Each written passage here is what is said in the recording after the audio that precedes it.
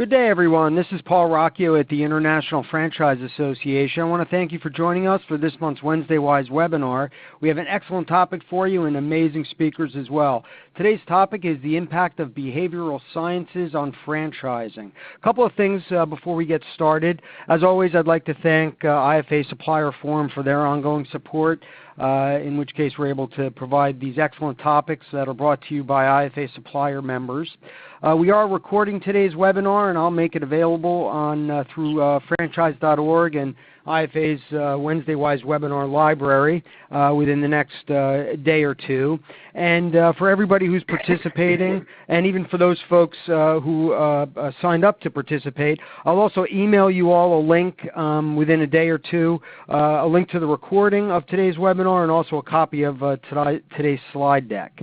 So without any further ado, I'd like to turn things over to Craig Slavin, and Craig will introduce himself and tell you a little bit about his company, and also introduce Richard as well. So Craig and Richard, thank you so much, and take it away, Craig. Thank you. Paul, thank you very much, and I too would like to thank the IFA for giving us this opportunity to talk about something that's very near and dear to our hearts and should be to anybody in the franchising space. One thing I have asked Paul to do is to poll the attendees today to find out how long you've been in franchising.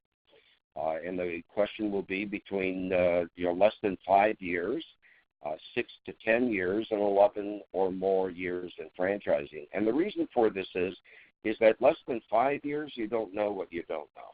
And it's always a learning process. And every day you wake up, you're learning something new. The ones in between 6 and 10 years, you're realizing that, okay, there's still a lot to learn. And those of us that have been in franchising longer than that, 11 years or more, we realize that everything that we learned is no longer relevant. And it's a whole new process all over again. To introduce myself, I've been involved in the franchising space now going on 45 years. Never intended on being in franchising. Always wanted to be an architect. Went to school to become an architect, but I got involved with companies and growing companies at an early age and loved it. I was enthralled with the idea of making things happen. I started Franchise Architects in 1980, and we actually took on our first client in January of 1980, and that's a management consulting firm that's still active today. I sold it to Arthur Anderson in 88, bought it back in 91, and then we started a whole new journey in the mid-80s, and that is Franchise Navigator. And what happened, to be perfectly honest with you, was I was consulting to companies all over the world, and every time a franchise was sold, awarded, or granted, we'd all scratch our heads wondering whether or not that franchisee was going to be successful, whether they were a good fit or not. And the problem is you don't know if they're a good fit or not until generally 2 years down the line. And after that, if they're a good fit, the dynamics are incredible. We've all seen it, heard it, felt it. It's not a good fit. It's really one of the worst monsters you've ever seen because nobody's happy. Franchisee's not happy. The end user consumers are not happy because they're not being sold the products or services for usage or consumption the way in which they were designed. I wanted to be predictive. I wanted to know, is there a way to know in advance? And that was the creation and the unveiling of Franchise Navigator in the late 90s. It took us almost 10 years. We researched everything. Yes, Myers-Briggs. We tried every single profiling tool, assessment we could get our hands on in real-life consulting projects for franchise architects. And we realized they're all okay. They're good tools, but they weren't measuring the right things for business ownership and for franchising. So we're going to talk about behavioral sciences today because it does affect success or failure in franchising more so than you think. And I would also like to thank Richard Nonell from Window Genie for joining us. Rick, your turn. Tell us a little bit about you. Yep. Thank you, Craig, and good afternoon, everybody, and thank you. Yes, I think everything Craig just described is accurate. I'm in the 20-year mark excuse me, for franchising, and that's exactly it. The first 5 you just don't know. The middle you're kind of figuring it out, and then you look back and say, something's wrong. How do I fix it? What has changed? And I found Craig and the Navigator about 4 years ago, and it was a whole new dynamic in terms of how we screened or evaluated candidates that we were working with. We were acquired by the Dwyer Group about a year and a half ago. So I started the company in '94 and then franchising in '98. So this tool can be used any way you want. It can be an assessment tool. It can be used as a screening tool to say yes or no. Or it can also be a tool, very least, to say if we allow or award this franchise, what's the expectation of how this owner will behave? What kind of owner might they be? How might they interact with the corporate team, with their support team, with other franchise owners? So I think you'll hear from my comments today. I'm a pretty rabid believer in the process after using lots of other tools over the years. So I'm glad to be part of the conversation today. Thank you, Rick. Okay. Paul, why am I not showing? No, it's there. People are. Hold on. You got to go back. You got to go. Hold on one second. Let me go back. Yeah, people have already started. Yeah, that's a good turnout. A lot of people here, about 50% or 10 plus years. Great. Excellent. And Craig, before we continue, some folks are having a hard time hearing you. If you could either speak up or just try to speak more clearly, that would be helpful. Okay, how's that? Is that better? I think so, but if the people are still having a hard time, they'll ping me through the chat feature and let me know. Okay. But I could hear you okay. But if you could just try to speak up, that would be great. So we actually got some good feedback here. It's almost not quite 50-50, but you've got a fair amount of people less than 5 years, and then only about 14%, 6 to 10, and then 10 plus years, about 50%. So that's pretty decent, Craig. Wonderful, great. And by the way, the whole issue of behavioral sciences is not just franchisor franchisee related. If you're a vendor or a supplier, you're communicating with other people, and you're going to find that there's a tremendous amount of relevance for what you do as well. I did publish a book called Franchising is Full of BS.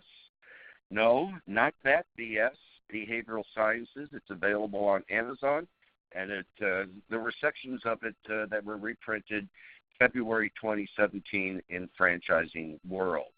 Now, what I'm going to do today, and the way that I've got the topics broken down, is based on observations that I've had over the last 40 years. And the first one is dealing with success or failure in franchising. What really causes success or failure in franchising? And I think for some of you, it's going to be a surprise. And for some of you, you're going to say, yep, I agree. The second observation is how performance is measured in the franchising space. And this is going to be key because you're going to see how we look at how performance is measured and how it rolls all the way up the pyramid. Also, and this is key, number 3, many franchisors, many franchise companies do not address the franchisee as a whole person. You're going to see that there's a line that's dividing that franchisee, and the franchisors don't deal with both sides across that line. And number 4, franchisors attempt to use a generic profiling tool, which, to be honest with you, doesn't work. It's risky. You're better off, putting a blindfold on, moseying up to the craps table in Vegas or Atlantic City, rolling the dice because your odds are better there than using a generic profiling tool. It's also not about you. Leave your egos outside your office door, or if you work at home, outside your bedroom doors, because it's not about you. And we're going to talk about that. And we're going to talk about how important it is to understand other people. Well, success or failure, I can tell you from my experiences, and by the way, I've sat in every single chair around the franchising conference table. I've been in operations, I've been in marketing, I've been in training, I've been in field support. I've even been a president and CEO 3 times, 2 companies we built to over $120 million in sales. But I can tell you that the one seat I've never sat in is a franchisee. And that's just because I knew inherently I'm not a good fit to be a franchisee. I would not want me as a franchisee. But success or failure in franchising has nothing to do with what you do in franchising. Franchising is an inanimate object. It's an operational exercise, and it's an agreement between two parties. It's not designed to cause success or failure. When it happens, but it's rare. The key is that franchising is all about people doing business with people. And it's really all about connecting, and it's all about understanding the people that you're doing business with. It's about connecting with your franchisees, connecting with your candidates, connecting with your associates in the corporate office. We use the Navigator with a lot of franchisors and non-franchise companies to help recruit people that are a good fit, and it has nothing to do with resumes, because it's all about connecting with the people that you're dealing with. And it's especially true between the franchisor and the franchisee. Now let's look at this pyramid bottom up, not top down, because it is not top down. It is bottom up. This is how franchising is measured. In the recruitment process, we're dealing with brokers, we're dealing with development people, we're dealing with PR firms, lead generation firms, and it's all about points on the board. That's how everybody gets measured. I listened to a presentation the other day where a lead generation firm said to a franchisor, we're going to generate 4,000 leads for you this coming year. Huh? Because they're measured by points on the board, number of leads coming in, regardless of whether or not these are really qualified leads. Public relations, we want stories. Stories are going to produce leads. It's like casting a wide net. It's like going fishing, casting a wide net, and hoping that fish go into the net, and hoping that you're able to pluck the right fish from the net, and hoping that they're going to do well, and hoping that life goes on. I call that hope franchising. And trust me, it's far too expensive and complicated in today's environment to continue on with hope franchising. And then at the middle level, we've got operations, training, and field support. How are they measured? They're measured by unit performance, how well franchisees do, because that's the lifeblood of the franchisor. And honestly, I can't tell you the number of times we get phone calls from the VP of operations saying, please help us. Recruitment selling all these franchises, they're putting all these people into this funnel, and we can't make them successful. There's absolutely no way they haven't got the right stuff. And then at the very top of the pyramid is executive management. How is executive management measured? They're measured by valuation of the company. What creates valuation? Market share. What creates market share? Successful franchisees delivering products and services to the end user for usage or consumption the way in which it was designed. So it really starts at the bottom and goes all the way up to the top. And companies today are looking for solutions on how to fill the pipeline. You know, it's like those of us that have been around for a long time, we can remember when computers first came out, the computer geeks used to tell us garbage in, garbage out. And the same thing's true in franchising. You bring somebody into your system who has every intent to be successful, but they're not a good fit. Operations can't help. And then executive management, it erodes market share. Every time locations close, it erodes market share. Okay, so how do we resolve that? Observation number 3, and that is we don't really look at the franchisee as a whole person. And in reality, they are a whole person. And here's how it happens, and I'll share with you what we're talking about. But in order to do that, let's dissect what we're talking about regarding the business. Now, this is an organizational development model that we created in 1990 through Franchise Architects. It addresses how a company is organized in order to fulfill and implement a franchising program. Operations, marketing and advertising, legal, sales and customer service, financial, organizational human resources, IT, imaging, branding, and identity. Every single one of these cylinders is affected by behavioral sciences. Well, we don't have time. I mean, this is hours and hours and hours that come out of our training program and our certification program, but there's no way we've got enough time to deal with how behavioral sciences affects each of these cylinders. So we're only going to pick a couple of them that we think are the most relevant. And the first is operations. And everybody, and by the way, if I was going to get back into the role of being a president and CEO, I'd make sure that recruitment was part of operations because they have to work hand in hand. Yeah, sometimes they're involved in the vetting process together, but recruitment should really be part of operations because it's all about performance. Well, how do we get performance? We get performance by defining, refining, disciplining, documenting, and, if possible, computerizing the business. And there's a lot of emphasis that goes into the manuals and the training programs, as it should, because it's very important. Now, every franchisee enters every franchise system with high hopes and a desire to succeed. But think about this.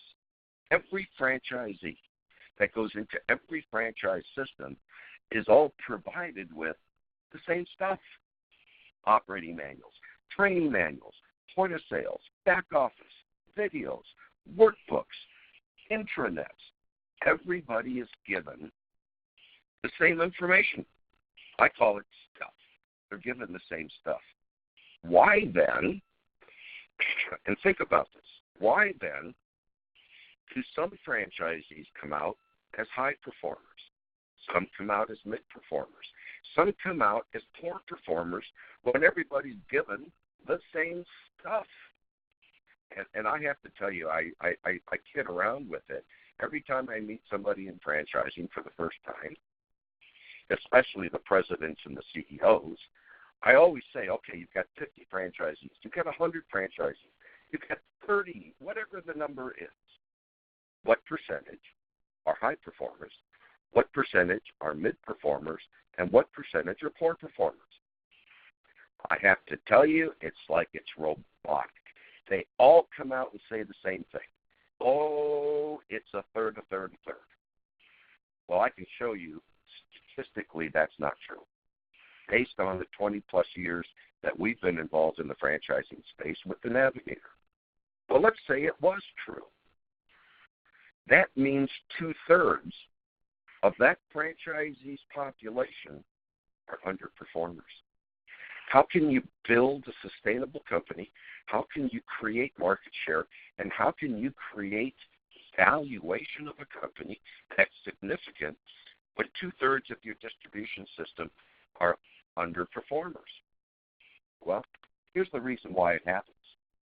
So if we make the assumption that everybody's given the same stuff, let's draw a line down the middle of that franchisee the way that most franchisors do, at least those that are not Navigator clients. And we've got the left side and we've got the right side. Now, this is important because we're going to describe both sides. Now, the left side is procedural. It's tactical. It's process. It's everything that's related to consistency in operations. And this is where the manuals come in and the training programs come in and the point-of-sale system so that every location is operating consistently with the same uniformity and the same consistency so that you could go to one location in Tampa and another location in Denver, and they're very similar in the way in which they operate. Will the left side ensure success in franchising? No. It's not designed to. It's only designed to ensure uniformity and consistency. It's not going to create success or failure. When it does, and the magic is there, and you just so happen to have a franchisee that gets it and is able to implement it, it's amazing. But we've already demonstrated that 2/3 or greater are underperformers in the franchise system. So it's not the left side that's going to ensure success. By the way, Rick, anytime you have a comment to make, please, by all means, step right in. You bet. Now this is actual statistics. When we work with a franchisor, we actually go into the entire franchisee population. And we do this at the franchisee level, single unit, multi-unit, because those profiles are very, very different from each other. We also go into the employees. We've even created profiles for FBCs, franchise business consultants, because there is predictable behavior in the roles in which they're playing. But if I told you the name of these companies, you'd know them. So this is a single unit exercise that we did, and you can see it's a very small percentage of high performers. They have about 200 locations. The multi-unit is a little better, but not great. So these companies are growing.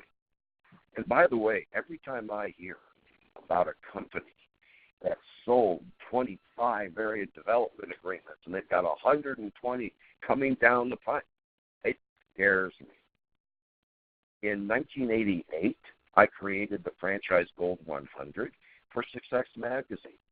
And it wasn't based on who sold the most franchises. There's plenty of magazines that do that, which really doesn't tell the consumer anything. It's really more for the franchisor. You know, we're ranked number 120. We're ranked number 50, whatever it might be. But that actually scares me. And the ranking that we did for Success Magazine was based on whether or not the company was structured in a way to accommodate rapid growth. And I can tell you, very few companies are really structured to accommodate rapid growth.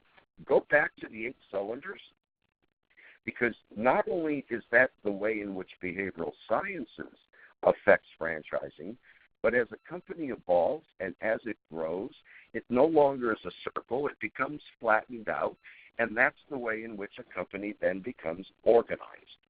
And as it evolves through its organizational evolution, different people are brought in to different positions based on those cylinders. Now let's talk about the right side. The right side is the behavioral sciences side. This is what's taking place between the individual's ears, what they're thinking. See, behavioral sciences is all about why people do what they do, how they make decisions the way they do, how they act the way that they do. So you could give them all the same stuff, but unless you really have the insight into really what is motivating these people, you're clueless. You don't really get it. And not only do you not get it, but it creates a disconnect. Because think about this. What happens if a franchisee's not doing well? Well, operations says, well, if they're not doing well, it's because they're not following the system. And if they're not following the system, then we need to send somebody out there right away to help them follow the system. So they send a franchise business consultant out there to work with the franchisee. We call that train, retrain, train, retrain, train, retrain. Does it work? No. Is there an ROI? No, there never is, because it's not about the left side. It's not about the procedures and the processes and the tactical aspects of running the business. It's about what's taking place between their ears. And very few, if any, franchise business consultants are trained in behavioral sciences. You're going to see more and more and more of that coming up, because the FBCs, the ones that are going out there and talking to the franchisees, are the ones that have the ability to really connect with that franchisee. So it's all about understanding the franchisee's belief system, what's important to them, the learning style. I can tell you straight away that some people are auditory. They learn by what they hear. Some people are visual. They learn by what they see. Some people are kinesthetic. They learn by what they feel. They're all different. But think about this. We'll get into this. We give them all the same stuff, and we do it in the same manner. And then all of a sudden, I remember years ago, the pipelines came out. And you fill the pipeline, and they go through the process. We'll talk about that in a minute because that's a recipe for disaster, especially if it's used for recruitment. If it's not used for recruitment and it's used for monitoring performance and communicating and stuff like that, all these platforms are really wonderful. But until you really get their goals, can you really understand what is motivating these people, it's hard for them to be successful. So will the right side guarantee success in franchising? Absolutely. And you ask any franchisor, you ask any operations person, happy franchisees outperform everybody else without a question. But in order for that to happen on a massive scale, like we see in franchising, you have to have deeper relationships with everybody throughout the entire distribution system. It now has to be about fit, not about points and fork. It has to be about fit. Bringing franchise. I'm sorry, Craig. Yeah, go ahead, Greg. Yeah, could you go? Yeah, so I'd like to maybe interject there. So I think if you've been listening and watching up to this point, maybe to kind of start to tie it together, assuming you've done anything in the past with recruitment, whether it is DISC or Myers-Briggs or whatever else might be out there, and we had done all those, and it wasn't until we did this the very first time, trying to find a better way, because we never operated from the belief that as long as the check cleared, we had a new owner. So we did try to screen, but it tended to be based on what you heard on the other end of the phone. If you're in the salesy business, that you need a salesy guy. If they sounded salesy, let's go sell them, and if they weren't, let's don't. And all the other variables based on who we're looking for and who we're talking to. Very hard to find something that could maybe separate that. And it wasn't until we committed to the program, we had about 85 owners at the time that we put on and we benchmarked. And once I saw the benchmark and realized where the scores came in, exactly as this slide says, it really seemed to be the right side that started to make a difference. So we had the top half and the bottom half. And I would put today we have about 140 locations, 140 owners. At least for us, it's about a 96% accuracy, meaning we've only got about 4% of the owners where the behavior or the results tend to be different than their scores predicted. So to me, that's an extremely high, crazy number. So once we benchmarked, if we just went top half, bottom half, and our two, for us, the key indicators were influencer and accomplisher, clear delineation between those that were in the top half had a certain score on those two key areas above, and those that were below scored on the other half of that line. So that's when I realized we were really on track with what Craig was saying about the left side and right side, and then started using this tool as a way to understand who we were agreeing to bring on board. Absolutely. Thank you, Rick. And by the way, using an assessment such as the Navigator doesn't, prohibit deals from being, occurring and happening. It actually accelerates the process because it gives you the insight on how to communicate with these people the way in which they should be, in which they want. So that takes us now out of operations and into marketing and advertising and messaging. And, this has always been something that's very important to me. I've always been involved in the sales process and the communications process. But think about this. It happens to everybody. Have you ever said something to somebody that you wished you hadn't? And, yeah. And have you ever scratched your head wondering why somebody just did what they just did? And it doesn't happen in just the franchising space. It happens in real life. And it happens because they do what they think is perfectly acceptable for them. It may not be perfectly acceptable to you based on your measurement, but they're doing what's important to them. And until you get it, until you understand what's important to them, you're always forcing what's important on you on them. And that never works. I'll give you a perfect example. I've seen it, and to be honest with you, years ago I was part of this, Have you ever given a wonderful presentation? And this could be if you're a vendor or a supplier and you're talking to a franchisor or whatever it might be. Have you ever given a presentation and you know you're on a roll and you know it's coming out and you know that it's being delivered exactly the way you intended, only to never hear from the candidate ever again? Yeah. And that's because you're pushing information on them. You're not eliciting information from them and delivering it in a way in which it resonates to them. Now, I have to tell you, last year was a very interesting year for me. I was invited. I was a group of part of 6 or 7 people. We were asked to evaluate 200 franchise websites. I have to tell you that was one of the most painful experiences I've ever gone through in franchising. And that's because out of that 200, it was a very small percentage that talked to their candidate, that communicated with their candidate the way in which they understood their candidate wanted to be communicated with. The rest of them was pushing information. We're so great. We've got the best pizza. We've got the best tacos. We've got the best maid service. And are you ready to invest? And then, now I'm looking at these emails that come across my computer. I saw one the other day that said, ready to invest in ABC franchise? Huh?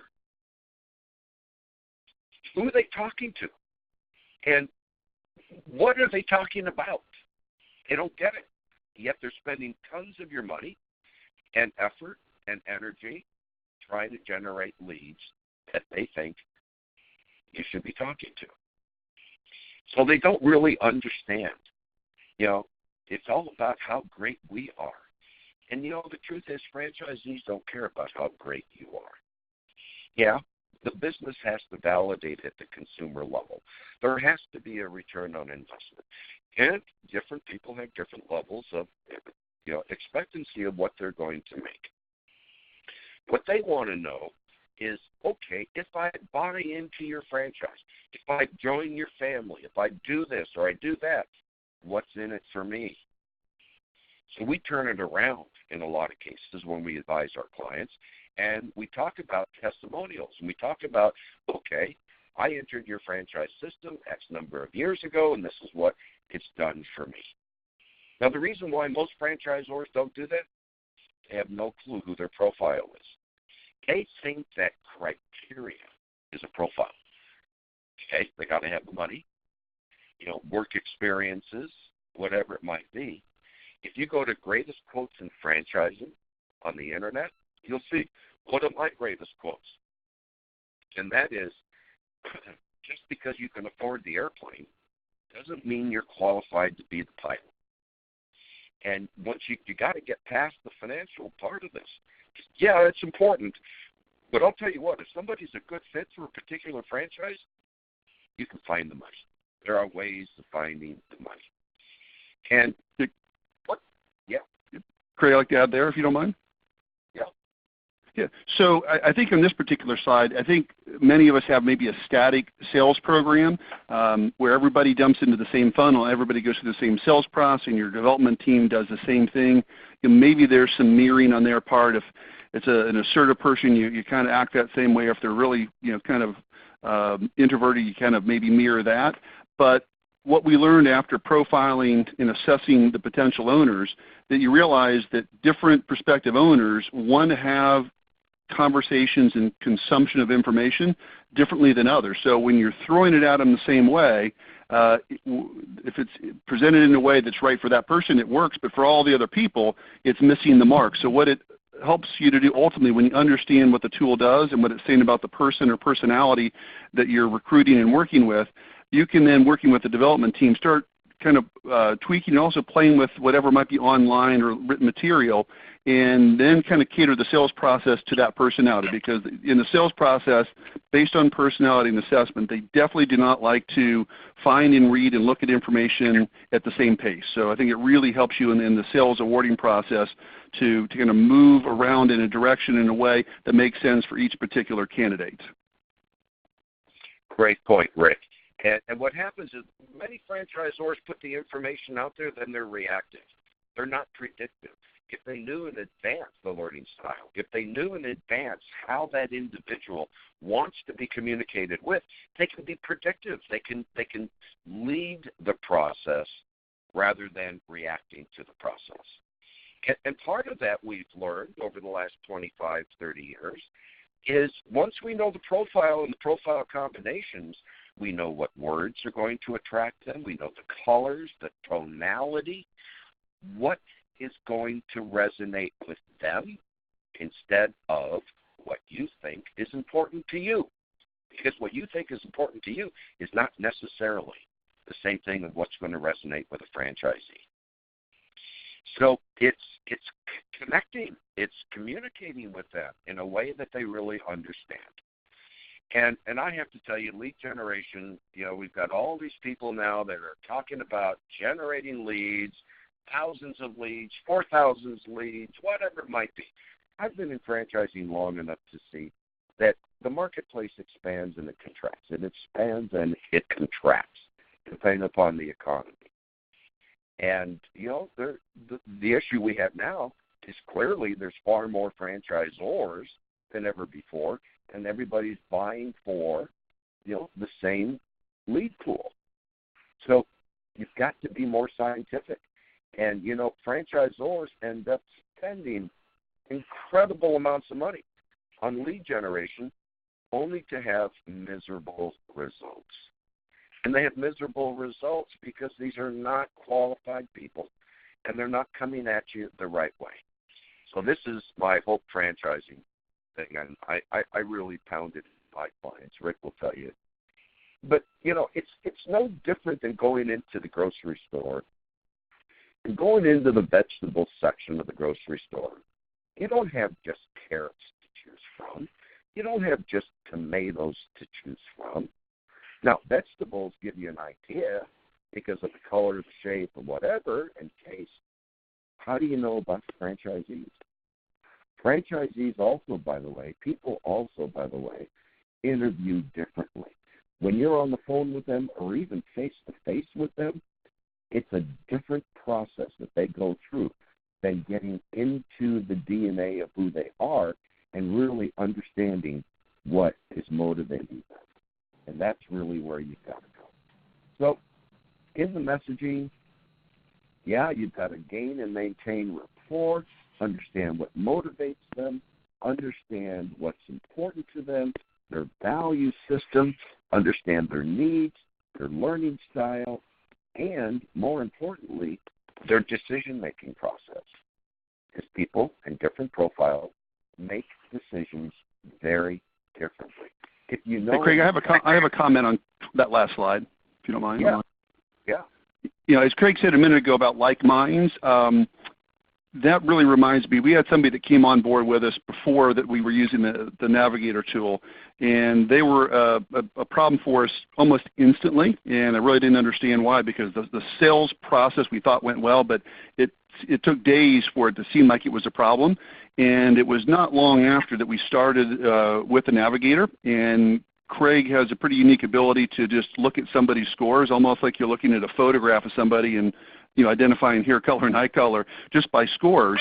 And he looked at this particular person who was really, really problematic and said they probably should never bought a franchise, because there is a score in there that based on that score can say, maybe you should not sell them because they're going to be, as Craig said, might not be a good franchise.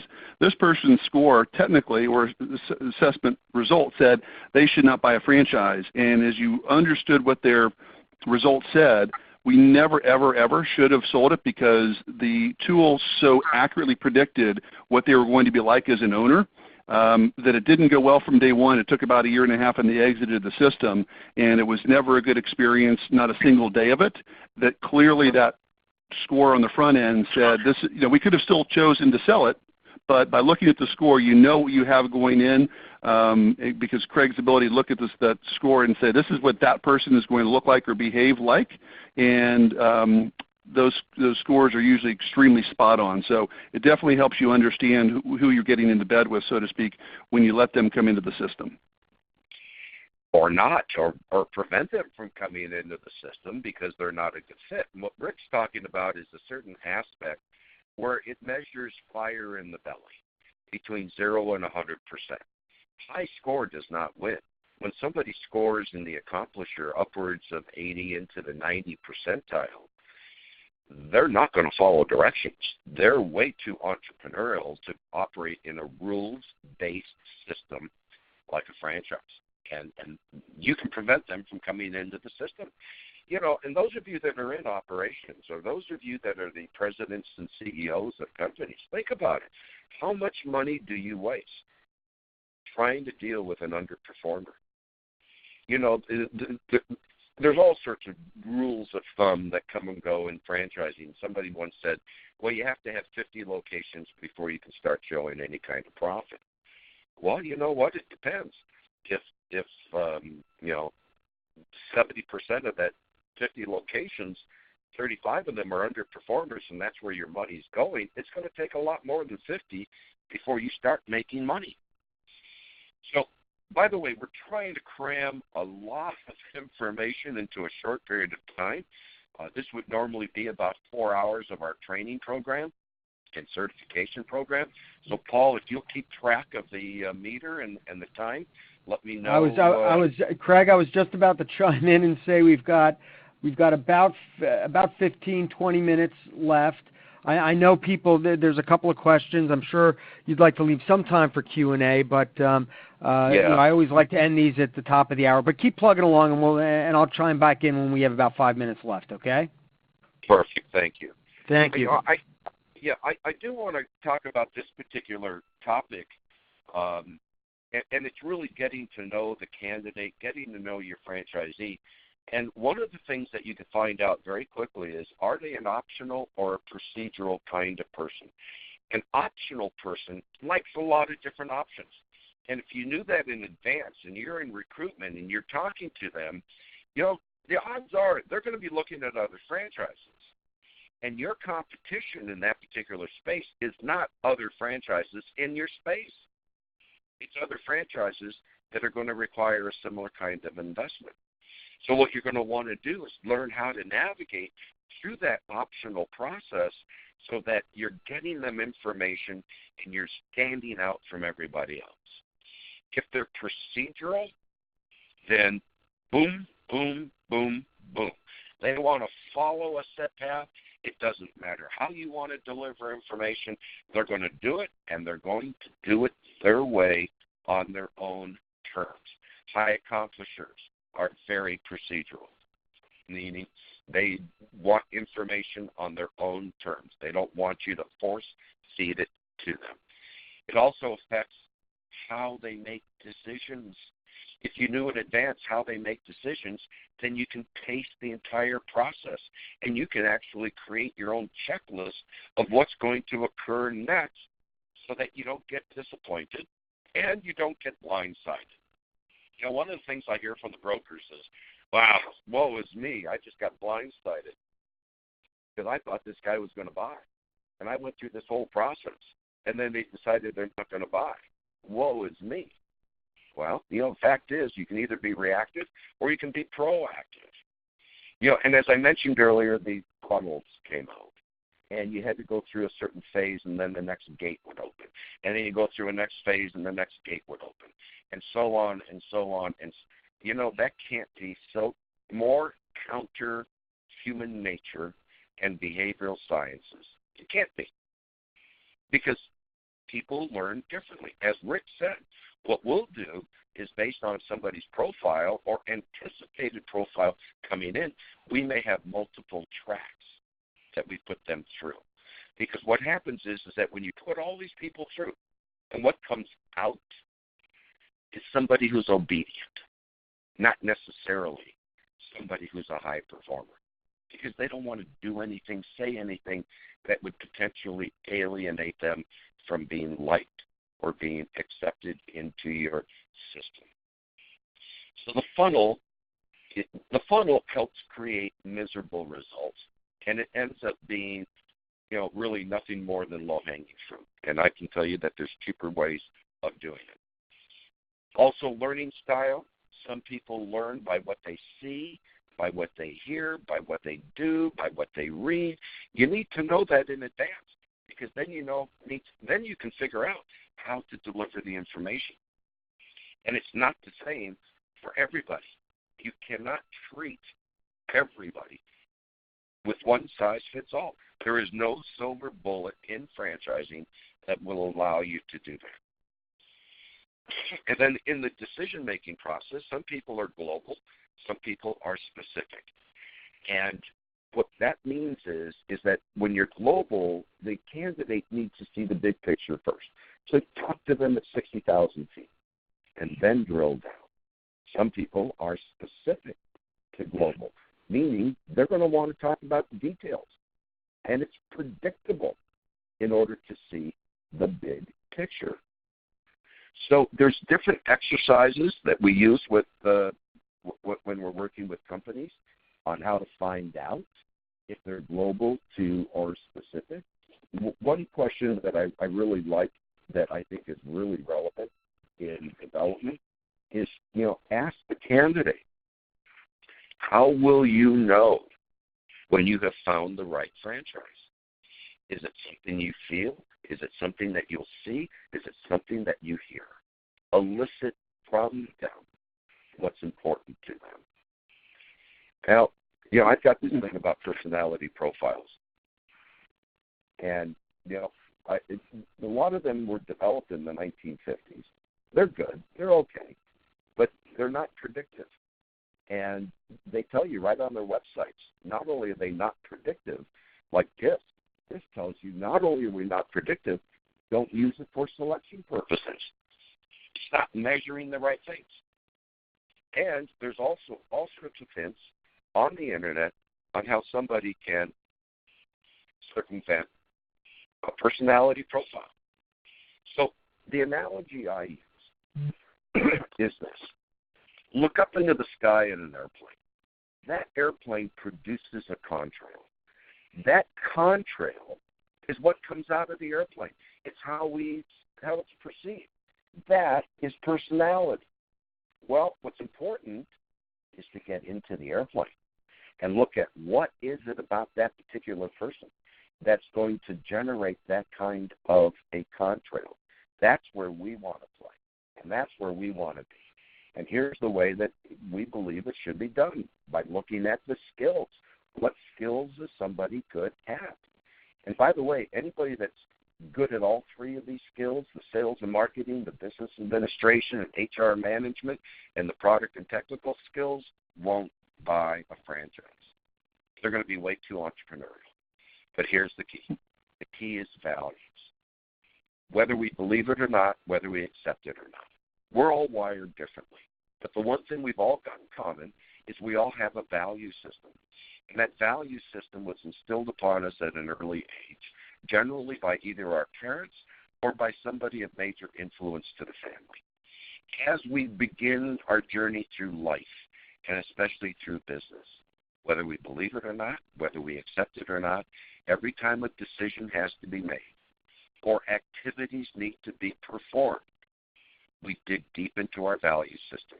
We try to anchor that decision or that activity with something that we've experienced in the past, positive or negative, and then it comes back out. And when it comes back out in the form of behavior that's congruent with your value system. And by the way, it happens in nanoseconds. It happens so fast. There are things that you can see if you're face-to-face with somebody to see how they're processing information. If they look top left, they're looking in their past. If they look top right, they're looking into their future. So a lot of it is predictive, but most of it is based on values. When there's shared value. Can I add to that slide, Craig? What's that? Can I add to that slide real quick? Absolutely. Yeah, I think for me, just to kind of that slide sums it up, which is why when we've tried DISC or Myers-Briggs or others in the past, and a lot of franchise brokering groups have their own assessment tools. That if you need a salesy guy and you sound salesy on the phone, that feels like that's an easy match. But it does go way, way beyond that. It is the values, it's the behavior, it's what you're looking for that is more predictive rather than they're a D personality and they would work well with this other coworker, because that does not work for trying to figure out what kind of owner they would be, should they be an owner.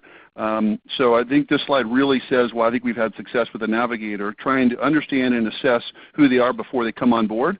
So we're not surprised how well they interact with the corporate team, or do they work well or play well with other franchise owners? Do they fight hard enough to really make this thing a success? Is the score high enough in certain areas where maybe they should be on their own, just do something independently? I think predicting the behavior and what's coming up is really the thing that separates this particular assessment tool from all the others that we've tried over a 20-year span. Great. Thank you, Rick. Absolutely. And I'll just flash this up. We've narrowed it down. We use this as a cheat sheet with our clients that based on somebody's profile, what words to use, what's important to them, how they're going to respond to it. But, it's not about you. It really is not about you. And you know what? There are different ways of boosting your ego. In franchising, it's all about people doing business with people and being able to connect with them. It's all about the connectivity between you, your franchisees, your candidates, and boy, I'll tell you, without it, you're going to spend hours, days, weeks, months, years trying to figure out how to deal with these people. Okay, Paul, let's open it up. Well, Craig, Craig, Richard, that was excellent. Can't thank you guys enough.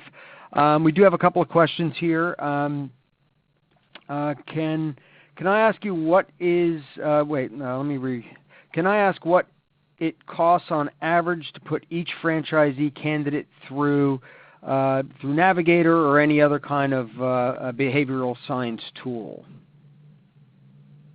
Well, I can't address others. I mean, I have an idea what others price themselves out, and for us, it depends on volume.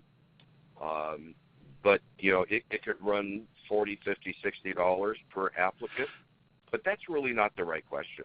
It's a good question, but it's really not the right question. The right question should be, how much does it cost to service a franchisee that I brought into the system that I shouldn't have? And now you're no longer talking about dollars. You're potentially talking about hundreds of thousands of dollars. And it puts you into what I refer to in the lawyer's office, the Asians. You're now no longer in franchising. You're now in the Asians, the litigation, the arbitration, and the mediation. And that's where the dollars are. So it's a small, small cost. Good point. And the next question, this was in reference to recruitment. Recruitment points on the board or selling franchises. You never sell a franchise, you award a franchise, and behavioral sciences is hugely important to finding and selecting a suitable franchise investment partner. I guess this is more of a statement bolstering some of the points you were making, but if you want to elaborate on that, please do so. Well, and that's a very interesting point. We've been monitoring franchise development people and their profiles for 15 years now. We have a population of about 180. And what we've noticed is that in the last few years, there is a trend. It's no longer about franchise sales. It's now about franchise relationships. And those recruitment people, brokers, doesn't matter who it is, that are into building relationships, that understand the need for, are the ones that are the most successful today. Absolutely. Part of it's nomenclature, sell, award, grant, whatever it might be. It doesn't matter what word it is, but bringing somebody into your system that's not a good fit versus somebody that's bringing somebody in is a good fit, it's really what's important. And it's about building relationships. Craig, it's hard to hear you, buddy. I'm not sure if you're... I'm speaking right into the phone. That's much better. Thank you. Well, unless we have any other questions, we do have a few more minutes. You want to make some closing remarks, Craig? Well, again, it goes back to being successful. What's really successful in franchising? And the left side is not what's going to do it. The left side, the procedural, the tactical, the processes related to operating the business is clearly very important, and there's a lot of very competent people out there that know how to write the manuals and create the systems and create the procedures and stuff like that. But unless you've got the right person in there, it's not going to work. It absolutely is not going to work. And Rick has heard me. My clients have heard me. You could have the best business model in the world. You could have the best product in the world or service. But if you haven't got the right people that are delivering that product or service to the end user for usage or consumption, it's not going to work. Excellent. Well, listen, on that note, Craig, I want to thank you and Richard. This was an excellent webinar. Excellent information, Craig. And yes, this could have been a 4-hour webinar. It could be a huge breakout session. But I really appreciate you jamming this into just about 60 minutes. So thank you very much. And I'd like to thank everybody for participating today as well. I hope you all enjoyed it and learned as much as I did. So thank you, everyone. Next month's WednesdayWise webinar, June 6th, 2 p.m. The topic currently, the 4 financial mistakes emerging franchisors make. So hopefully you could join us next month for next month's WednesdayWise webinar. And I will leave this slide up for the next few minutes. If you'd like to reach out to Mary, I know you wanted to reach out to Craig. So I'm going to leave their contact information up, information for both Craig and Richard. Feel free to jot down their contact information and reach out to them directly. And listen, on that note, I just want to thank everybody for participating today. And Craig and Richard, can't thank you enough for your time. Very, very interesting webinar. Thank you, everybody. So on that note, thanks for joining us. Enjoy the rest of your day, everyone. Take care. Bye now. Thank you, Paul.